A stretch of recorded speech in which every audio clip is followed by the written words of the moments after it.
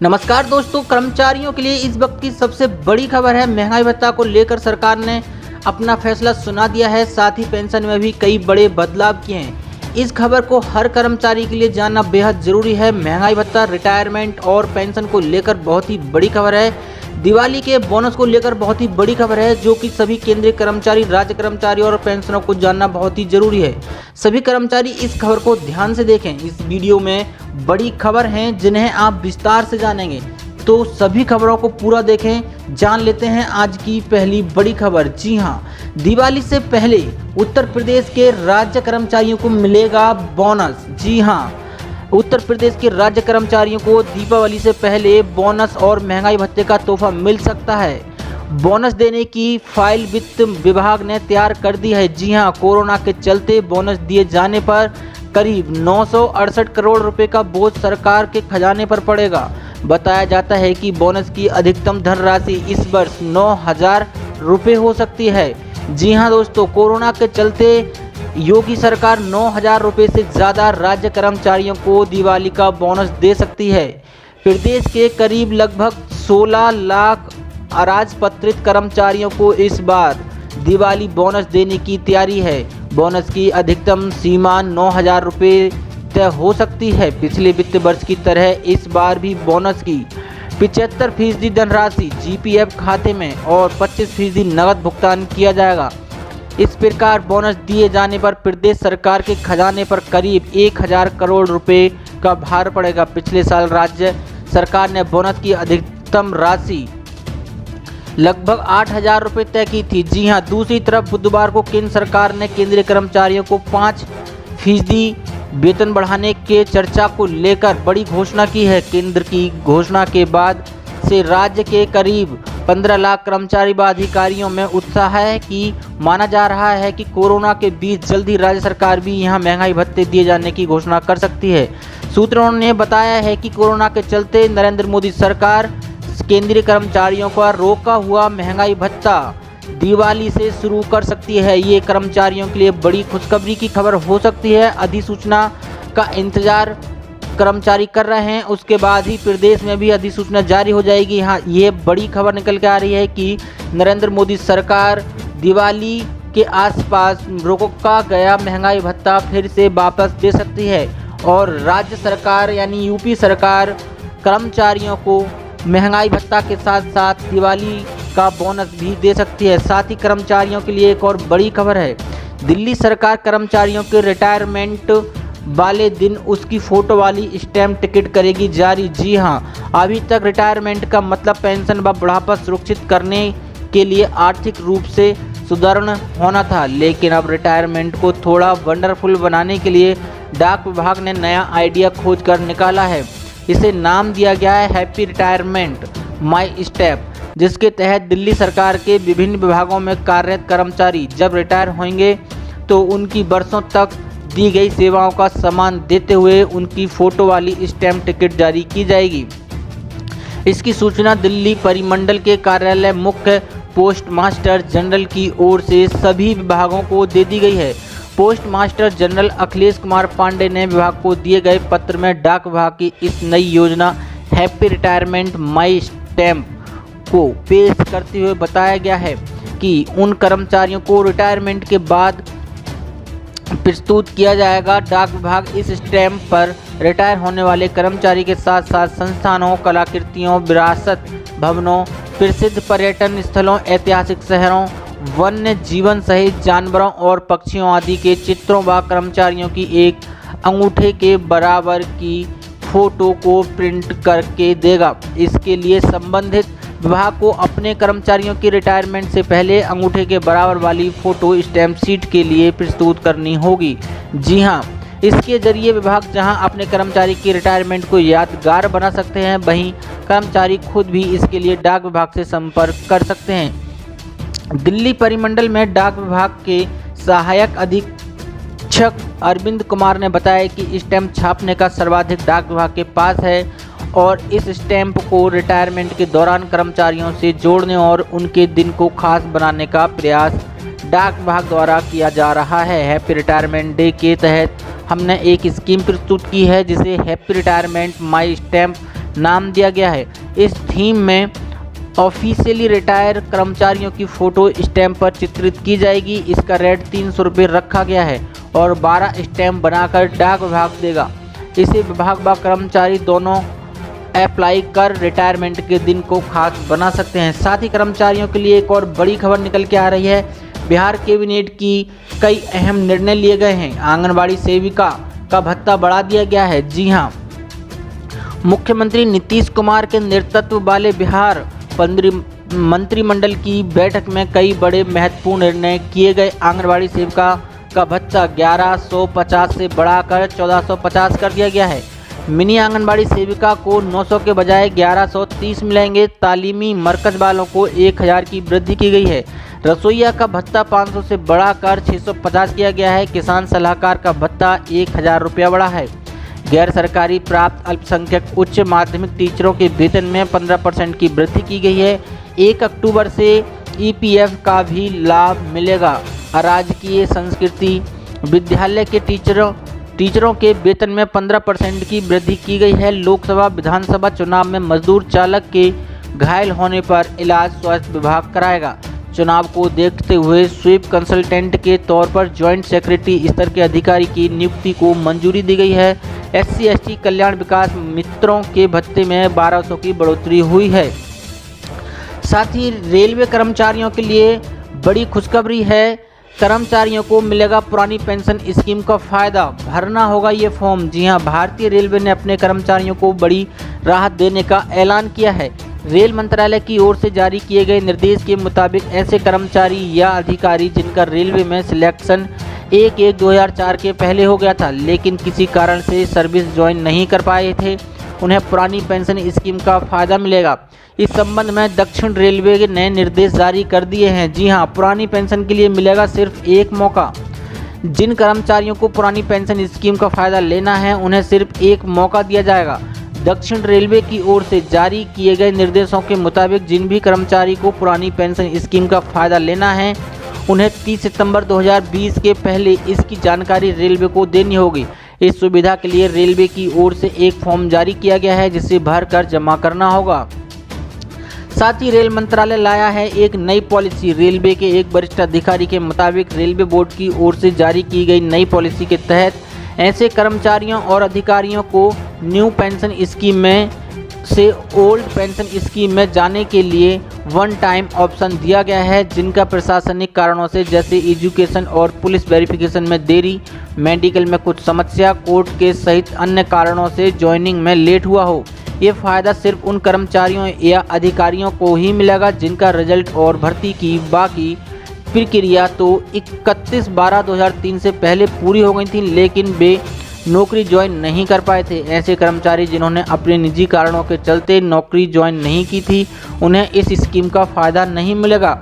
साथ ही कर्मचारी पुरानी पेंशन के लिए कर रहे हैं आंदोलन। जी हां, पुरानी पेंशन स्कीम के फायदे को देखते हुए ज़्यादातर कर्मचारी और अधिकारी पुरानी पेंशन स्कीम की मांग करते रहते हैं। रेलवे सहित कई अन्य कर्मचारी यूनियनें भी पुरानी पेंशन की स्कीमों को लेकर आए दिन आंदोलन करते रहते हैं। देश की तीनों सेनाओं के लोगों को पुरानी पेंशन योजना के तहत ही पेंशन मिलती है। पुरानी पेंशन के 3 बड़े फायदे हैं। ओपीएस वह पेंशन योजना थी जिसमें पेंशन अंतिम ड्रॉन सैलरी के आधार पर बनती थी। ओपीएस में महंगाई दर बढ़ने के साथ डीए महंगाई भत्ता भी बढ़ जाता था। जब सरकार नया वेतन आयोग लागू करती है तो भी इस पेंशन में बढ़ोतरी होती है। जी हाँ, अब जान लेते हैं कि न्यू पेंशन स्कीम क्या है। 1 अप्रैल 2004 से नई पेंशन योजना एनपीएस लागू की गई है। एनपीएस में नए कर्मचारियों को रिटायरमेंट के समय पुराने कर्मचारियों की तरह पेंशन और पारिवारिक पेंशन के लाभ नहीं मिलेंगे। इस योजना में नए कर्मचारियों से वेतन और महंगाई भत्ते का 10% अंशदान लिया जाता है। इतना ही अंशदान राज्य या केंद्र सरकार या संबंधित संस्था को करना होता है। साथ ही बढ़ते हैं एक और बड़ी खबर की ओर। बिहार के इन शिक्षकों को सरकार का तोहफा 7 पे कमीशन के तहत मिलेगी सैलरी। जी हां, बिहार के मान्यता प्राप्त राजकीय अल्पसंख्यक माध्यमिक विद्यालयों के शिक्षकों को व शिक्षकेतर कर्मचारियों के लिए बड़ी खबर सामने आई है। बिहार सरकार ने उन्हें 7वें वेतन मान का लाभ देने का फैसला किया है। इसका लाभ 1 जनवरी 2006 या इसके बाद 2011 के पूर्व नियुक्त कर्मियों को मिलेगा। मंगलवार को मुख्यमंत्री नीतीश कुमार की अध्यक्षता में बिहार कैबिनेट की बैठक में 49 एजेंडों पर मोहर लगी है। इस बैठक में कृषि आधारित उद्योगों को बढ़ावा देने के लिए नई बिहार कृषि निवेश प्रोत्साहन नीति 2020 को मंजूरी दी गई है।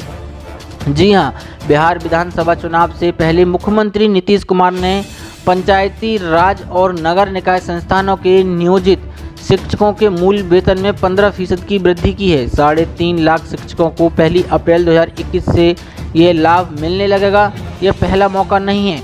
इसके पूर्व 2015 में वेतन में 20%, 2017 में 7वें वेतन आयोग की अनुशंसा पर 17% और अब करीब 20% की वृद्धि हुई है। इस प्रकार 2015 से अब तक शिक्षकों के वेतन में करीब 57% की वृद्धि हुई है।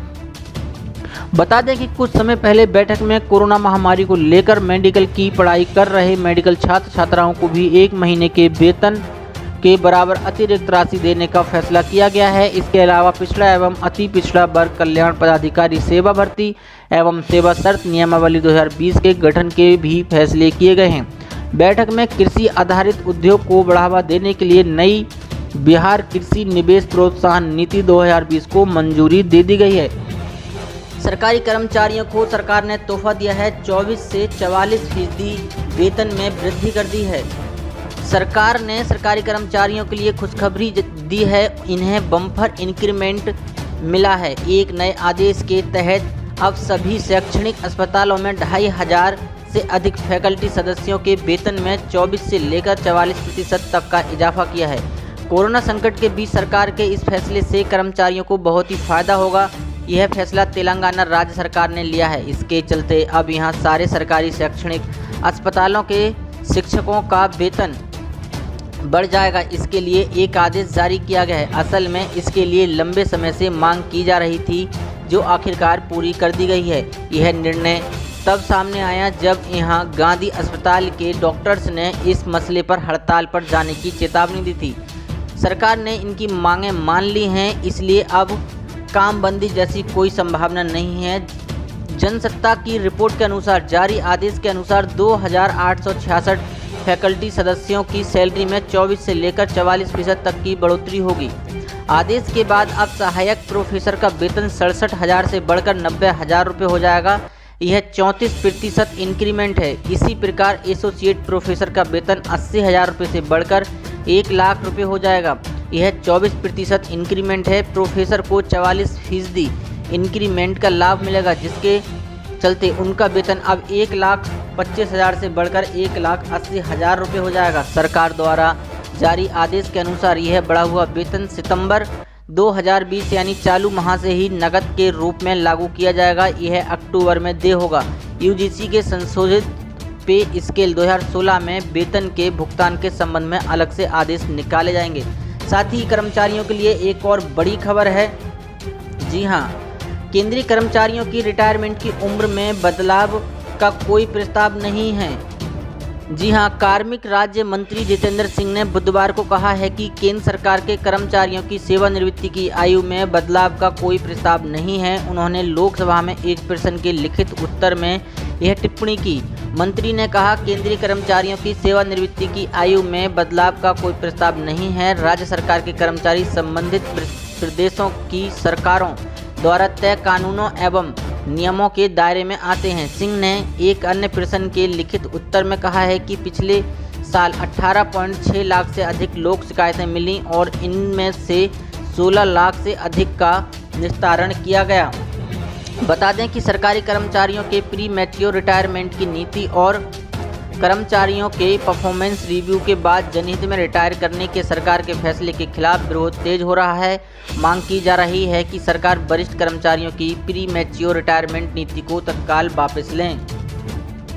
साथ ही कर्मचारियों के लिए एक और बड़ी खबर है। उत्तर प्रदेश में 86 लाख से ज़्यादा पेंशनरों के खाते में 3 महीने की पेंशन एक साथ भेजी गई। सीएम योगी आदित्यनाथ के मुताबिक इन लोगों में सीनियर सिटीजन, दिव्यांगजन और कुष्ठावस्था पेंशन के 86,95,027 लाभार्थी शामिल हैं। इनके खाते में पेंशन के 3 महीने की किस्त के 1311.5 करोड़ रुपए ऑनलाइन भेजे गए हैं। योगी के मुताबिक बुधवार को 49,87,054 सीनियर सिटीजन को 748.6 करोड़ रुपए भेजे गए हैं, जबकि दिव्यांगजन पेंशन के 10,90,436 लाख लाभार्थियों को 163.57 करोड़ और 26,06,213 बेसहारा महिलाओं को 390.93 करोड़, कुष्ठावस्था पेंशन योजना के 11,324 लाभार्थियों को 8.49 करोड़ 3 महीने जुलाई, अगस्त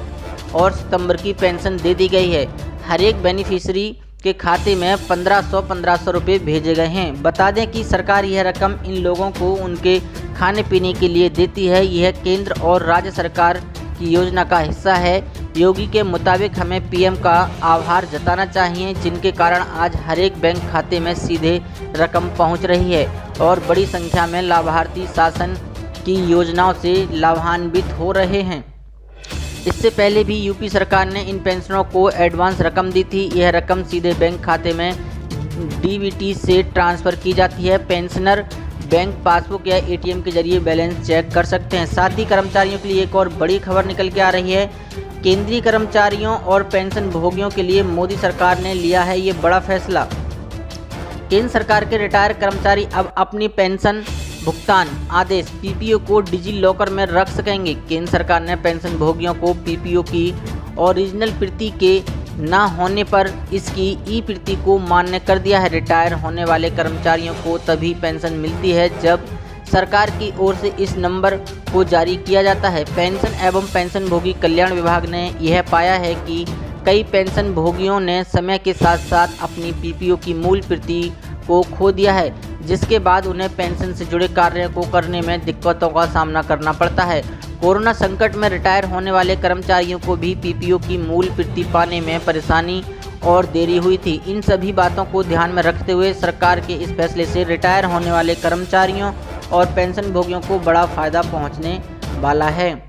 लोक शिकायत और पेंशन मंत्रालय ने एक बयान में कहा कि अब पेंशन भोगियों को पीपीओ की फिजिकल कॉपी देने की अनिवार्यता नहीं रहेगी। इलेक्ट्रॉनिक पेंशन भुगतान आदेश ई पीपीओ को डिजी लॉकर के साथ एकीकृत करने का फैसला लिया गया है। इससे पहले pension fund regulatory and development authority यानी पीएफआरडीए ने national pension scheme NPS retire second saver scheme के लिए ऑपरेशन गाइडलाइन जारी कर दी है। गाइडलाइन में कहा गया है कि केंद्र सरकार का कोई भी कर्मचारी जो कि एनपीएस में कंट्रीब्यूट करता है वह इस योजना के तहत अतिरिक्त पेंशन अकाउंट खुलवा सकता है। इसके जरिए वह रिटायरमेंट के बाद ज़्यादा पेंशन का लाभ ले सकता है। इस तरह केंद्रीय कर्मचारियों के पास अब एक साथ इस योजना के तहत 3 अकाउंट को ऑपरेट कर सकते हैं। पहला टीयर 1 अकाउंट जो कि अनिवार्य है, यह पेंशन अकाउंट होता है। दूसरा टीयर 2 जिसमें निकासी पर कोई प्रतिबंध नहीं है और कोई टैक्स बेनिफिट भी नहीं मिलता है। ऐसी बड़ी खबरों को देखने के लिए हमारे चैनल को सब्सक्राइब करें और वीडियो को लाइक शेयर ज़रूर करें।